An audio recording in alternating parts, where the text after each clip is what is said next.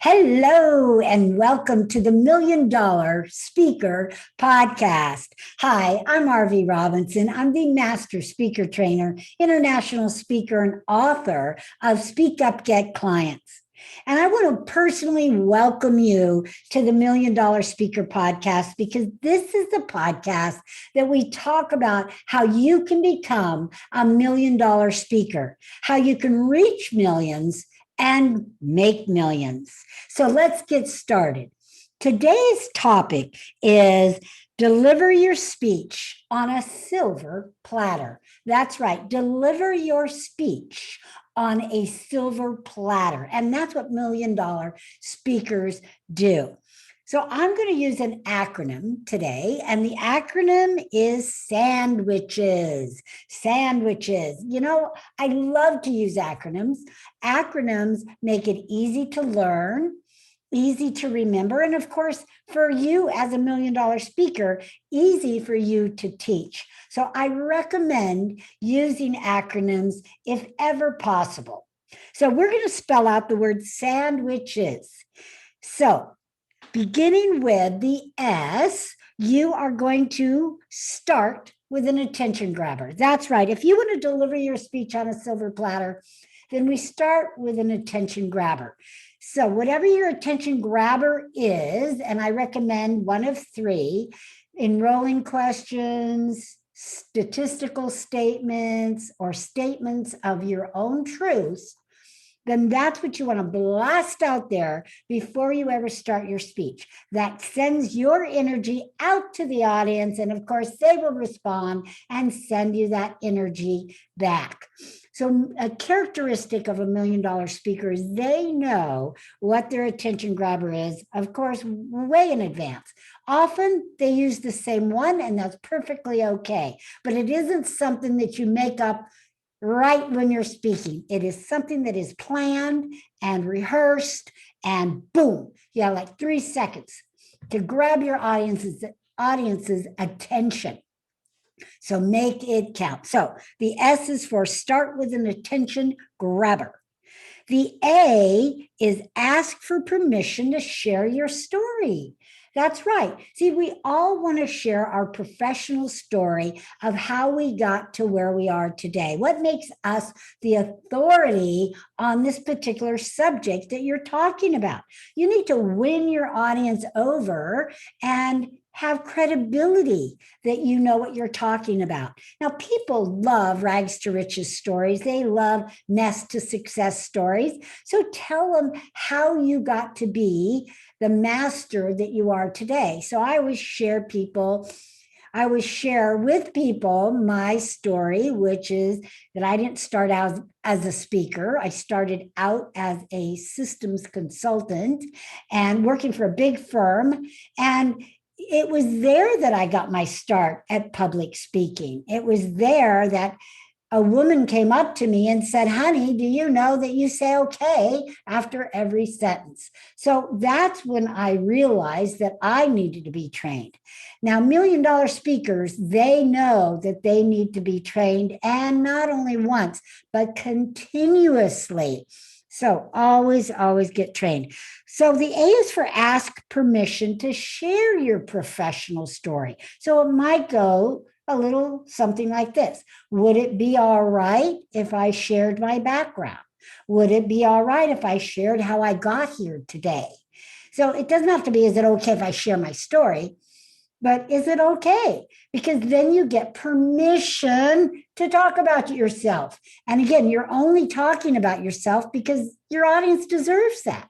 They deserve to know what makes you the expert, what earns you the right to be talking about whatever it is you're talking about. So the N is never let them see you sweat. Never let them see you sweat. I'm talking about the audience. So you never want your audience to see you uncomfortable or frazzled or frustrated. If something doesn't go right, and something will go wrong eventually if you speak long enough, and it's okay because you know your speech forward and backward. And so if something happens, it's not going to frazzle you, bother you, or make you sweat. But in the event that it did, don't worry about it. You don't have to tell your audience. You don't have to say, oh, I'm nervous, or oh, I'm feeling nervous today, or oh, I didn't have time to prepare, or here's a good one. This speech is normally 1 hour, but I only have 30 minutes. So who'd you throw under the bus, right? The host, whoever invited you. So it doesn't matter. You don't want to share that with your audience. You don't want to share that you got in an auto accident on the way there or that something happened to you. Just leave it, right? Leave it and perform at your best. The D is for deliver value. Deliver value. You want to over deliver without overwhelming your audience. So over deliver. Now, to me, over delivering means go deep with what it is you're talking about. Share with them some of the how to do this, how to do that. So some of the how-tos.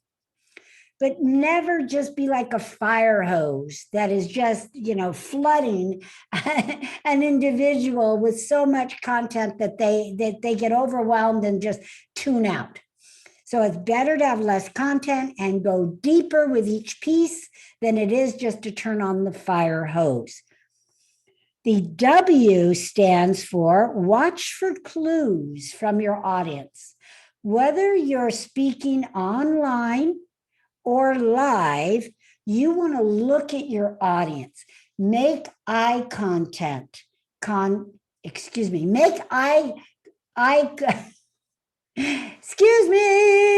Make eye contact with your audience. Look at them in the eye and see what's going on. See if they're bored. See if they're looking at their phone.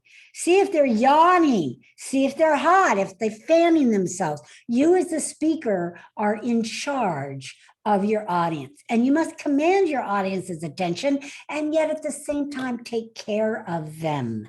Take good care of them. If it looks too hot, say, hello, could we have somebody turn on the air conditioner over here? I'm having a personal summer, right? You don't blame somebody and point them out in the audience and say that person's hot. You just kind of use your own self as an example. So make sure that you're watching for clues from your audience, if whether or not they're paying attention, whether or not they're engaged, and whether or not you're doing a good job, because you might need to switch it up a little bit, maybe change the story or change the state. And a way you can change the state is ask everybody, okay, everybody, let's get up.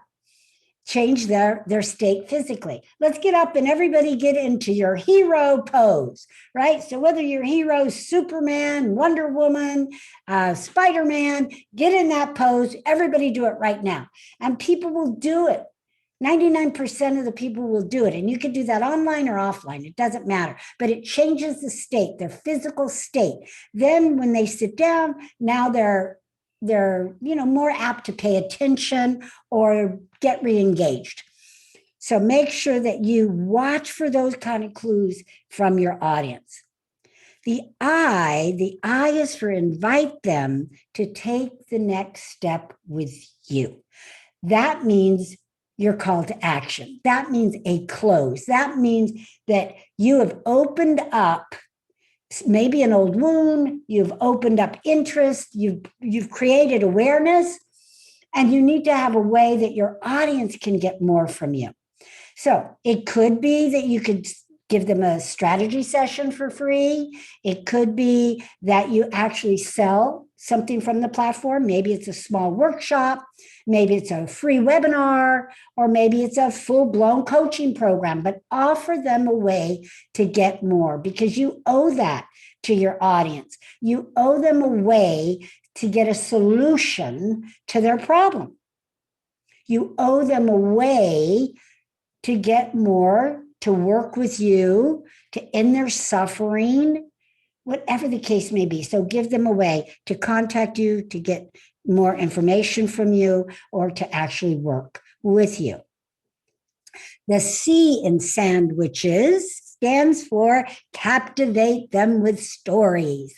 Captivate them with stories. Now, there's 4 stories that you need to add in your full-blown signature talk. One of them we already talked about, which is your professional story, which earns you the right to be speaking about your topic. The next one is success stories of people that have worked with you. So one of my clients, his name is Hector. And Hector, well, he was a successful photographer, but that wasn't his dream. His dream was to be a motivational speaker, a sales trainer, teaching sales training in Spanish to his people, right? His Hispanic people. That was his dream. He thought just because he could speak that he could get out there and sell people into a workshop. Well, he failed miserably because he didn't know what he was doing. He came to me, learned how to speak, learned how to sell from the platform. And the next time he stepped on stage, he went blah, blah, blah, blah, blah, blah, poof. $4,500.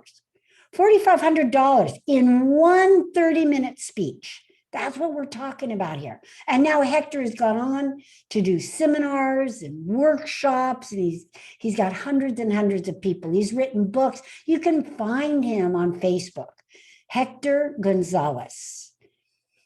So that's an example of a success story. You want to make sure that you have 2 or 3 of them in your 30-minute talk. Another example of stories is a funny story, what I call emotional story. Emotional stories don't have to be boo stories. They can be fun and funny stories. Think of something that's happened to you in your life. Also, you can use the next story. The 4th story that you need is a story with a lesson. A story with a lesson. So a story that has a lesson in it, and you never tell what the lesson is. So those are 4 stories that you must have in your presentation. If you only have the first 2, the professional and the success story, you will be far ahead of the rest of the speakers out there that aren't really sharing any stories at all. All right, the next is the H. Honor the host and the audience. You want to honor them. So a great way to honor the host is by thanking them for inviting you to speak and honoring them by saying, let's give that person a round of applause. Yay! So I want to thank, Mr. Smith for inviting me to speak. Let's give him a big round of applause. Even if they're not in the room, always honor them. And then honor your audience. Thank your audience for being there, for the time that they took to be there, listening to you, and just being there with you. Thank them for their attention, for their time, whatever you can think of that's appropriate. The E, we're going to move to the E in sandwiches, and the E is for elevate your audience spirits, spirits of hope.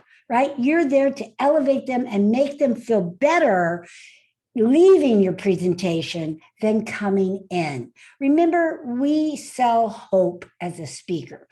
We sell hope. So you want to elevate their spirits and give them that spirit of hope. The S is for show them the love and respect that they deserve. Yes, your audience needs love and respect. So in the beginning, we always build rapport.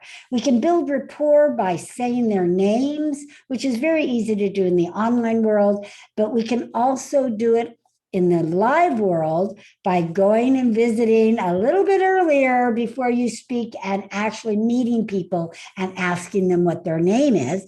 And some places even have name tags. So there's nothing sweeter to build rapport than calling somebody by their name out in an audience. So make sure you do that. Make sure you say please and thank you. Make sure you're smiling, having that eye contact. So whatever it is that you need to do it to show them that love and that respect. It's not about you. It's about your audience. So show them the respect that they deserve. So that is the word sandwiches. And if you do all of these, now this isn't where you pick and choose. This is to be $1 million speaker, you need to do all of them in one 30-minute talk, all talks, no matter if it's 5 minutes or 30 minutes, but absolutely do all 4 stories in your 30-minute talk and do all the rest of them in every single talk that you do. All right, so this is Arvee Robinson signing off. See you back here next week for more. Bye for now.